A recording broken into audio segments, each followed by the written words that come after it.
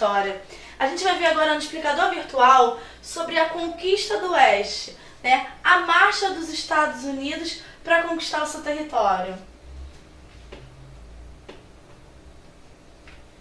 Primeiras décadas após a independência, só recordando, a gente tinha as 13 colônias, né? Estados Unidos surgem das 13 colônias de colonização inglesa. E aí após a luta, né, a guerra de independência, você fica as 13 colônias aqui na América. E aí, logo depois da independência, os Estados Unidos passavam por tempos difíceis. Por que isso? Porque o governo não tinha forças para controlar o extenso território e cobrar impostos. Assim que você sai desse período de transição, onde você era uma colônia e passa a ser um país independente, você passa por um período de ajustes, onde você vai tentando ver de que forma gerir, de que forma governar. E as 13 colônias, mesmo, né, sem ter ainda a extensão territorial que hoje os Estados Unidos têm, era uma extensão territorial muito grande. Você precisava cobrar impostos, você precisava gerir aquele território e conseguir governar. Então isso de início foi um ponto crítico.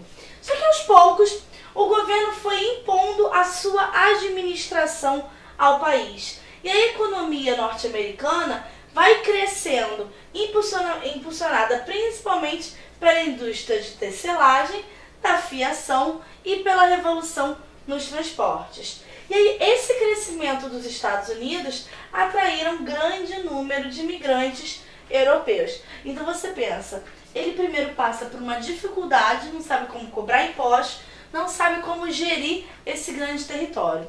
Só que aí vai passando por um tempo, vai passando por um processo de transformação, a administração, né, consegue se impor nos Estados Unidos e vai tendo um crescimento. Você consegue principalmente, tem revolução no transporte, você tem indústrias de tecelagem, de fiação. Então os Estados Unidos começam a ser um país onde economicamente estava tendo um desenvolvimento bacana. E isso atrai pessoas em busca de novas oportunidades. Quando você pensa em revolução nos transportes, do que a gente está falando? Está falando, por exemplo, sobre a criação do barco a vapor, né, e das estradas de ferro. Isso é muito importante, gente. Quando você fala de estrada de ferro ou criação de barco, não só pelo barco em si, mas o que isso representa na cadeia econômica. Porque você tendo como escoar seus produtos, você faz com que a economia vá crescendo cada vez mais. Você pode produzir, porque se você produzir, você tendo estradas, você não tendo portos, navios, você consegue vender a sua produção. Então aqui, ó, está sendo representado o barco a vapor e as estradas de ferro. Então, essas criações, elas fazem o quê? Elas revolucionam o transporte e ajudam a dinamizar a economia. O processo econômico de fabricação, de venda, de escoamento da produção é muito favorecido a partir dessa revolução nos transportes. Aí o que acontece? Aumenta a população, aumenta a busca por terras para plantar e viver. Então, quando os Estados Unidos começam a ser vistos como uma oportunidade de crescimento econômico, isso vai atraindo muitas pessoas. A população tem um número elevado, dá um salto, né? Você começa a ter muita gente em busca de novas oportunidades. Isso significa que também aumenta a busca por terras para plantar e viver. Se vai chegar mais gente, você precisa de lugares para essas pessoas morarem, viverem e produzirem. Então isso daí que o início, é um impulso inicial para a expansão das fronteiras dos Estados Unidos, que é chamado de Marcha para o Oeste. Inicialmente, as 13 colônias ficavam onde? No litoral dos Estados Unidos. E aí, quando você vai chegando pessoas interessadas em morar, se desenvolver ali. Então, onde só estava habitado no litoral, vai indo em expansão em direção ao interior dos Estados Unidos. Então, os nativos, né, os que já moravam ali, junto com os imigrantes, começa uma marcha para o oeste em pequenos navios. Então você vai colonizando, você vai ocupando, você vai expandindo fronteiras. E nisso tudo tem também uma ideia chamada de Destino Manifesto. O que é o Destino Manifesto? É a ideia segundo a qual os colônios norte-americanos haviam sido escolhidos por Deus para expandir-se pelas terras do continente americano, levando civilização. Então olha só como é que é a ideia. Você tem uma revolução dos transportes, você consegue uma economia, né, uma economia que está cada vez mais crescendo, sendo próspera, você atrai imigrantes em busca de uma nova oportunidade, fora os colonos que já estavam ali. Então eles começam, né, em busca de novas terras para morar, para viver, para produzir, começam em pequenos barquinhos, indo cada vez mais em direção oeste, para o interior, saindo só do litoral e ocupando o interior. Junto com isso, você tem essa ideologia segundo a qual os norte-americanos tinham o destino manifesto, ou seja, tinham a missão de levar civilização para os lugares aonde não tinham. Vamos lembrar que esse interior era habitado por, né, nativos, algumas comunidades que a gente chama de comunidades indígenas também, e que tinham formas de vida, de pensamento, de cultura, de agir, tudo diferente daqueles que estavam estabelecidos no litoral, né? Daqueles que tinham vindo junto na época da colonização inglesa. Então era como se o pensamento é que esses povos nativos precisavam que os superiores, né, que agora os norte-americanos, fossem lá levar civilização, chegassem até lá mostrando o que tinha de superior, e a gente vai ver quase que exterminando o que tinha lá antes.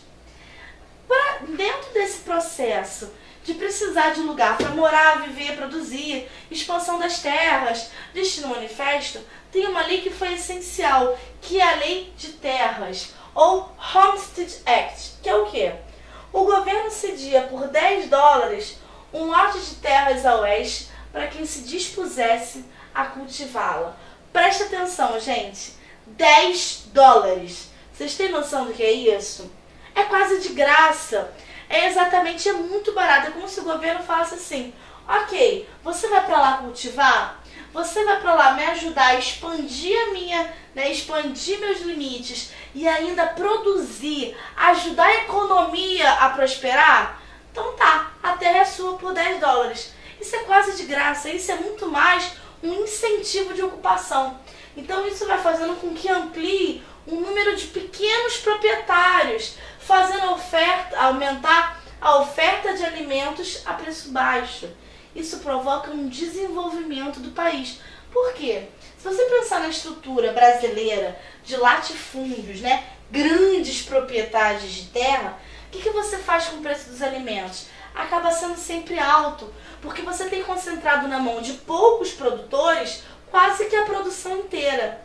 Quando você vai e fala, não, você vai produzir por $10, aquele lote de terra é seu, pequenos produtores, vários pequenos fazendeiros vão plantando, vão estimulando, e nisso você tem uma concorrência, os preços acabam ficando mais baixos. Você faz com que a economia gire, você além disso está dando maior possibilidade da população participar desse jogo.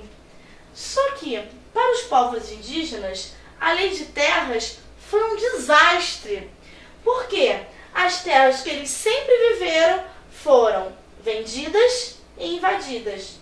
Hoje, a comunidade indígena é muito pequena nos Estados Unidos, vivendo em reservas ou na cidade onde são marginalizados. Então, o que aconteceu? Aquelas terras que o governo dos Estados Unidos falaram, olha, vocês vão ocupar por $10, é só vocês produzirem e tal. É como, eles partem do princípio como aquela terra fosse de ninguém. Mas, na verdade, já existiam donos das terras, né? Os povos nativos, eles moravam ali e viram as suas terras sendo invadidas. Eles não tinham mais aonde ficar, em muitos lugares eles foram assim, ó, massacrados, devastados, foram arrancados daquele lugar onde eles sempre viveram, onde eles sempre produziram, onde tinha sua cultura própria, em nome dessa expansão, né, tanto dos limites dos Estados Unidos, como também da economia norte-americana. Então, olha só, essas terras do oeste, né, a expansão, elas foram frutos. Preste atenção. Teve algumas terras tomadas dos índios, teve também compra de terras, tiveram acordos diplomáticos e também tiveram aquelas terras que foram conseguidas a partir de guerras com o México. Então, por exemplo, compra de terras, você tem Louisiana, Flórida e Alasca. As de guerra com armas, você consegue mais da metade do antigo território do México.